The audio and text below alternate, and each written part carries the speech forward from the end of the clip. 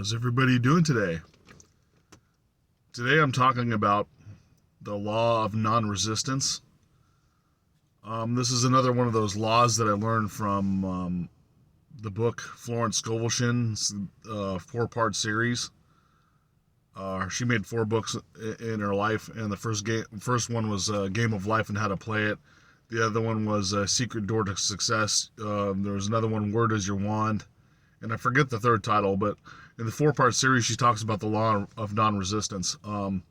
If you haven't picked up her books yet, please do so. She's probably one of the best metaphysical practitioners and writers that I've ever read. She was also the first, so I thought that was not a coincidence, right? So anyways, the law of non-resistance. When you resist a condition, person, place, or thing, you're actually giving power to it. And the more you resist it, the more powerful you're making it. So if you've ever resisted a situation or a person that you just it was just like intolerable, you're giving it power and actually creating more of it. So if you've ever experienced this and you resisted and you're like, now I'm dealing with it more, more than ever. Let's say you're working in a company, right? And there's this supervisor or this boss that he or she's over a lot of people, and you're not necessarily in their department. And every time you run into them, there's a problem, or they're going over there, like getting in your business, making your work harder or whatever. And you're just like trying to resist the situation as much as possible. And then guess what? Your upper management moved you in directly in his or her department, working directly underneath her or him, right? Now you're dealing with it 24/7, 365, instead of just that little bit that you were dealing with it before, maybe like that 5 to 30 minutes a day or whatever the case may be. I've personally dealt with this on multiple occasions because I'd probably say I'd be a very resistant person in general. I'm rebellious by nature, especially when I was younger. And it's kind of crazy that I ended up staying in the Army for 10 years. 5 years active duty, 5 years reserve, just to be clear. But I didn't get in that much trouble because I guess, overall I was probably a good soldier. Like, I knew my job really well. I could, shoot weapons qualification really well. I did well in physical fitness. All the stuff that they're like, they base require as a lower enlisted soldier, as a sergeant in the Army. I pretty much had that stuff down, so I didn't get too much flack, but I was extremely rebellious. Especially like when I was younger in school and stuff. But what I didn't know was this resistance was creating more of what I was resisting, because I was giving it power, and you'd be surprised at how much unbelievable power you're giving it. And then then all these crazy thoughts come to your mind. It's like, wow, I must be really unlucky and have to deal with this crap all the time. Why is it only me? You're always saying, why is it only me? Well, you're creating the resistance. And remember, we're co-creators. The universe you're experiencing around you is everything you've created. Whether it's a reflection of the past, your current belief systems, all that stuff is your experience and your journey in this in the spiritual way, right? So you may think that nobody else is being affected by this, and then you're the only one being affected by it, because you're literally like the center of your own world.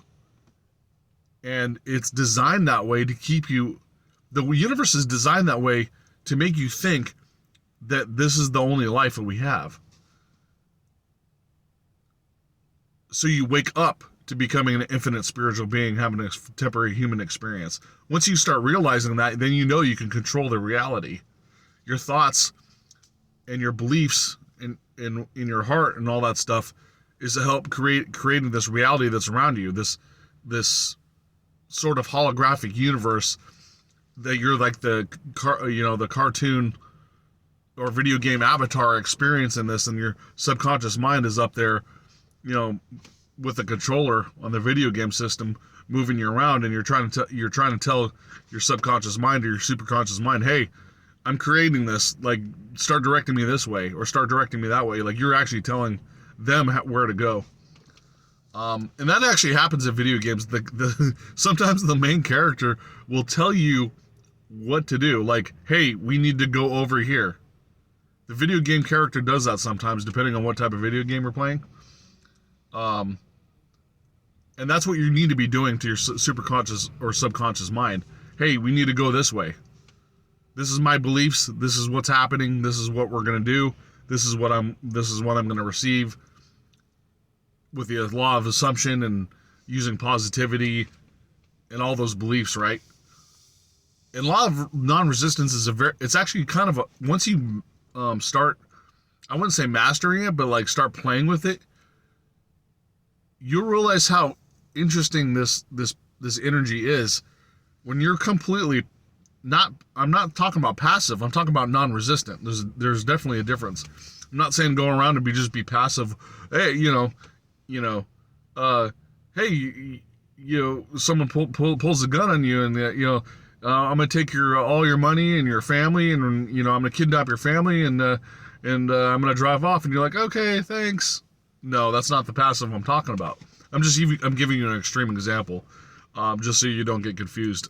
Sorry, I have a tendency to be cryptic, and I'm kind of working on that because I think that's actually affecting me a little bit. And I don't know what the deal is, but I use extremes, especially when I'm describing stuff for some reason. But remember, don't get wrapped up in my terminology. I'm just trying to give you visual images to help you instill these ideas in your mind, so they're like imprinted on your mind, because you'll forget stuff that I say, and you may go back to my video, you may not. So this is why I'm trying to be so, blunt force with it, so to speak. So back to what I was saying, be non-resistant, not passive, but non-resistant. So pretend like, someone shoot an arrow at you. Instead of getting mad, you're just like, zoom, you dodge the arrow. It was like you're non-resistant. You just like move out of the way. And that you do the same thing with people. Like, people tell you, hey, you're, they call you names and they tell you you're dumb, and they call you every cuss word in the book and this and that, and you're just like, okay, thanks. Non-resistant. You're not scared and backing off. You're just looking at them in their face and they're like, thanks. That's non-resistance. Not getting emotional over the stuff that people are doing, like saying to you and stuff like that. Now we're not talking about like I said, physical violence is obviously a little something different, and that's the extreme. But when it comes to like verbal communication back and forth, or maybe your boss is just demeanoring you all the time, guess what? If you're using all these tips and tricks that kind of what I'm telling you in your life, your boss will either like vanish or go out, like get fired or move to a different department, or you might just find even a better job and where you're more content.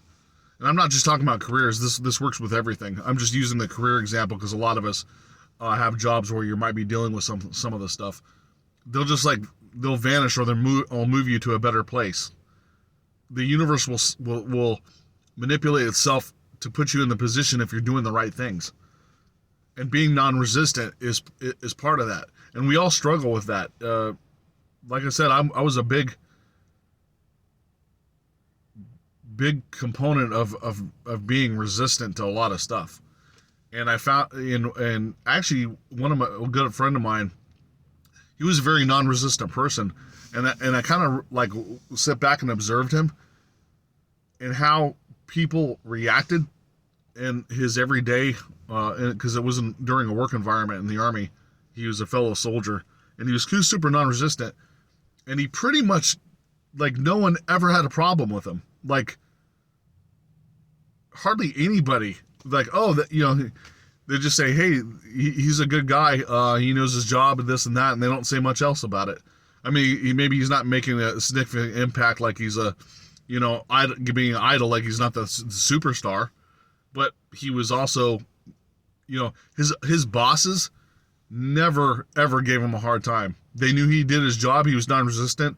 They told him to do something, he'd get it done, and they never bothered him. And matter of fact, they left him alone so much that sometimes he didn't even know that they were in the same building, and they just show up like right before lunch. Hey, are you going to lunch? And he's like, yes, sir, I'm going to lunch. Okay, see you in an hour. And that's about the amount of who he saw. His supervisors during the day was asking him like when he was going to lunch, and just to check up on, like, I guess it's just like a welfare check almost, and just left him be unless they had to ask him for something over the phone. And that's a lot of times they wouldn't even go, like, they'd be next door and they just pick up the phone. Hey, you got so and so coming in, or like you got this inventory in there? He's like, yes, sir. Okay, thanks, bye.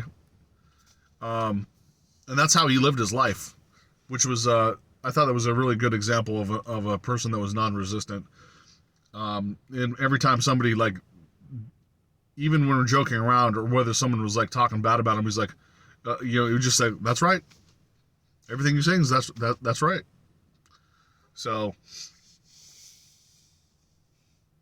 where was I going with that? Yeah, that was just an example of somebody that was non-resistant. I saw that they didn't really have too many problems with authority or even peer figures, so to speak. And once you start playing with this law of non-resistance, it's actually kind of it starts becoming funny. Like, you'll start laughing at how when someone says something to you, you just kind of like laugh because you're not reacting to it, and it ends up being funny that you're not reacting to it. And then they might even get madder at you because you're not reacting to it. But then you're taking away all the power that energy is giving you. And it's not necessarily that individual's fault. Remember, we have projection fields, and the current state of our vibrations and stuff, the energies work in a certain dynamics, and the law of resistance is one of those energy dynamics that works hand in hand. So it might not be that person's fault that's like being mean to you, or it might be that person's fault in a way. Either way, it doesn't matter, because law of non-resistance will nullify the situation if there was harm being, 90% of the time, harm being directed towards you in some fashion.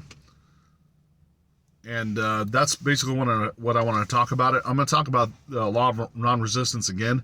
I kind of just it was kind of like an entry segue into the topic, because there's a lot more involved than what I just said.